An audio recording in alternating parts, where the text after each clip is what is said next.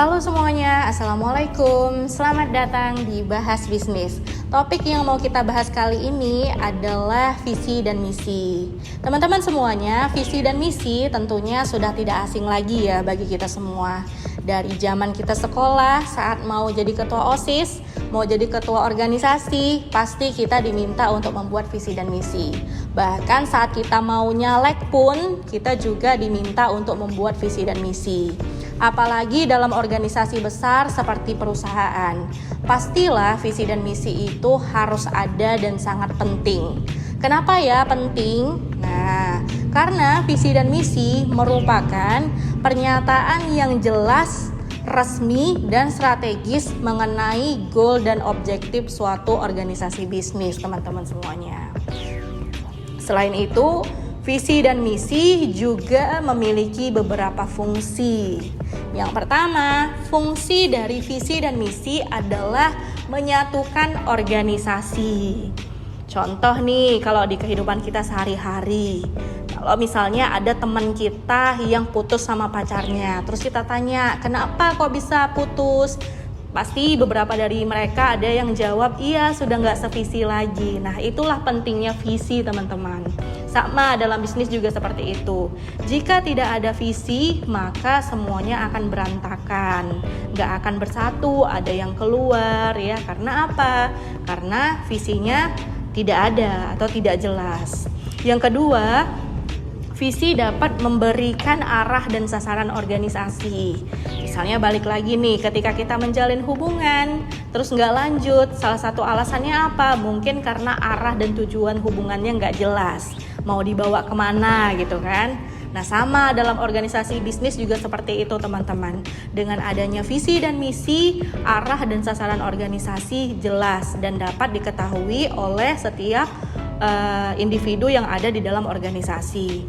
Terus fungsi yang ketiga adalah visi dan misi dapat membantu pembentukan dan pembangunan budaya organisasi. Diharapkan dengan adanya visi dan misi, maka cita-cita, tujuan, impian, dan prestasi suatu perusahaan itu akan jelas bentuknya akan seperti apa dan jelas penjabaran cara untuk meraihnya itu bagaimana. Nah, penyusunan visi dan misi itu juga ada prinsipnya, teman-teman. Jadi nggak asal-asalan diisi. Beberapa ahli menyebutkan bahwa visi dan misi itu harus imaginable, artinya dapat dibayangkan. Selain itu juga harus punya prinsip desirable, menarik. Lalu visible atau realistik, fokus ya jelas. Terus juga harus mempunyai prinsip inspiratif dan fleksibel. Fleksibel itu artinya aspiratif dan responsif terhadap perubahan lingkungan, teman-teman semuanya. Nah, sekarang kita akan lanjut membahas tentang apa itu visi, apa itu misi, dan kita akan mengulas tentang contoh visi dan misi dari perusahaan JNE ya, teman-teman semuanya. Nah, visi, yang pertama visi dulu nih.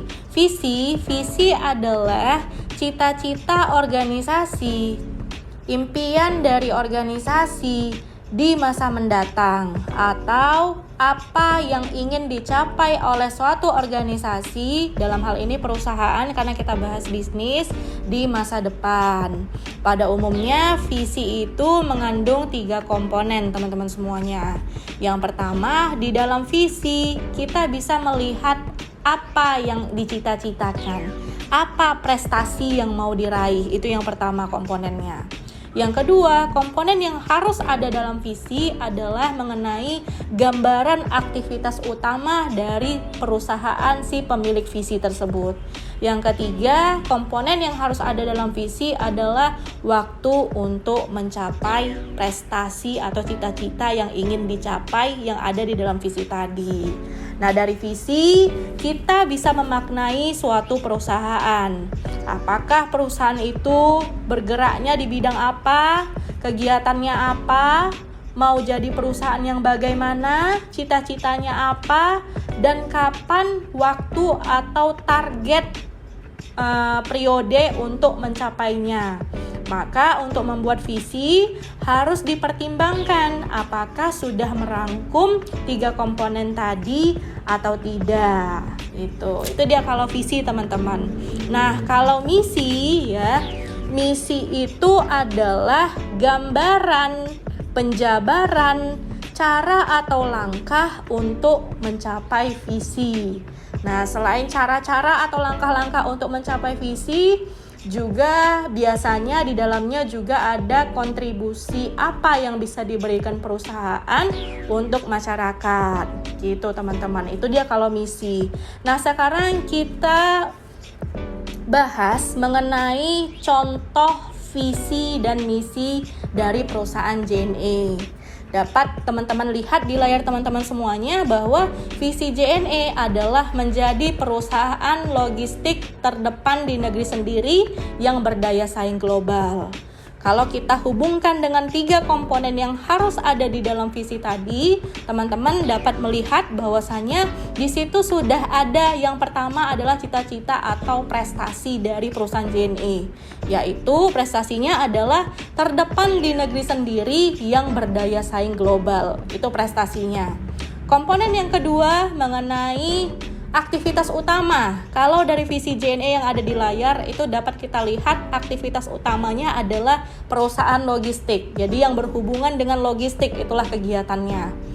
Nah, terus untuk komponen yang ketiga, waktu untuk mencapai cita-cita atau prestasi yang diinginkan itu memang dalam visi JNE tidak dicantumkan.